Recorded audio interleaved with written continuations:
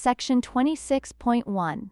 Electric current. In this lesson, we will explore the fundamental principles of electric current. We will start by establishing a clear definition of current and then move into a microscopic model to understand what is happening at the atomic level during conduction. We will look closely at the behavior of charge carriers and define the concept of drift speed, which describes their net motion. Finally, we will introduce current density as a way to quantify how current is distributed through a material. An electric current is defined to exist whenever there is a net flow of charge through a specific region of space. This movement is driven by a potential difference between 2 points, acting as the primary motivation for the charges to move. To help visualize this, we can use several physical analogies. It is very similar to the way a pressure difference drives the flow of a viscous fluid through a pipe, or how a temperature difference leads to thermal conduction. In each case, a difference in potential, pressure, or temperature causes a measurable flow, which we quantify as the rate at which the quantity passes through a surface.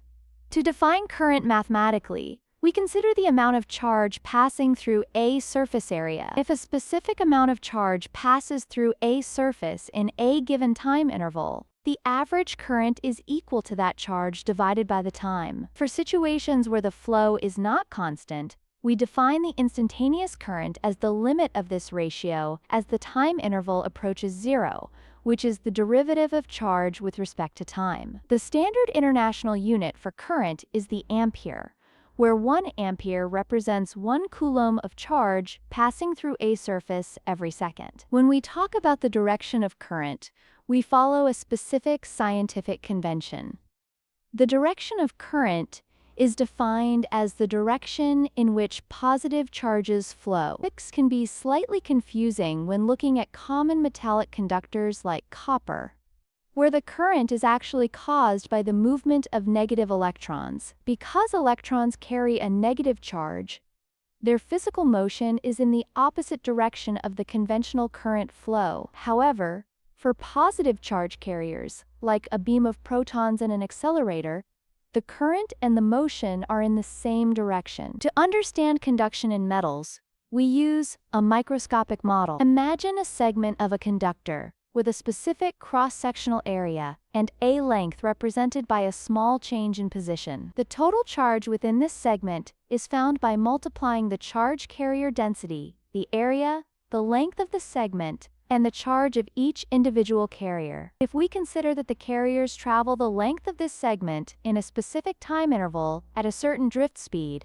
we can rewrite our equation. This leads us to the relationship where the average current is equal to the product of the charge carrier density, the charge per carrier, the drift speed, and the cross-sectional area. It is important to understand the difference between random thermal motion and the net drift of electrons. In a conductor, electrons are constantly moving in a random, zigzag path as they collide with the metal atoms. This motion is very fast, but it results in zero net movement. When an external electric field is applied, it exerts a force on these electrons, modifying their path. While they still collide and move in a complex way, they now have a very slow, net drift velocity in the direction opposite to the electric field. This collective drift is what we measure as electric current. Let us look at an example of drift speed. A common 12-gauge copper wire carrying 10 amperes of current. By using the molar mass and density of copper to find the electron density, we can calculate the drift speed. The result is surprisingly slow, approximately 2.23 times 10 to the power of -4 meters per second. At this speed, it would take an electron about 75 minutes to travel just 1 meter. This often leads to the question of why a light turns on instantly. The answer is that the electric field itself travels through the wire at nearly the speed of light, so electrons throughout the entire circuit begin to move almost immediately. Current density, represented by the letter J, describes the distribution of current within a conductor. It is defined as the current per unit area, and it can also be expressed as the product of the charge carrier density, the charge per carrier, and the drift speed. This measurement is measured in amperes per meter squared.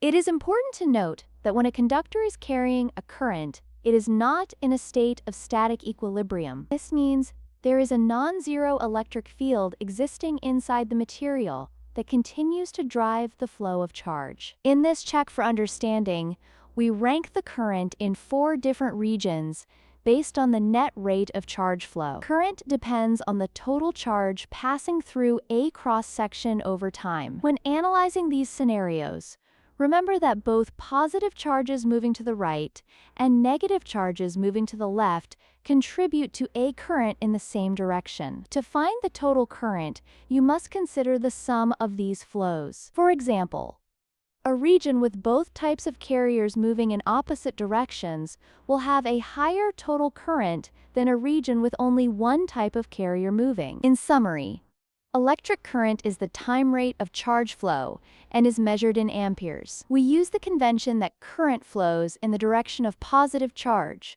which is opposite to the movement of electrons in most metals. Our microscopic model shows that current is related to the density of charge carriers and their drift speed. While individual electrons drift through a wire very slowly, the electric signals that drive them move at relativistic speeds. Finally, we use current density to describe how this current is distributed per unit of area within the conductor. We wrap up with 2 review questions to solidify these concepts. First, consider the apparent contradiction between the very slow drift speed of electrons and the instantaneous glow of a light bulb when you flip a switch. How does the behavior of the electric field explain this? Second, if you have a material where both positive and negative charge carriers are moving in opposite directions, how exactly do you calculate the total net current? Reflecting on these points will help ensure you have a firm grasp of the mechanics of electric current.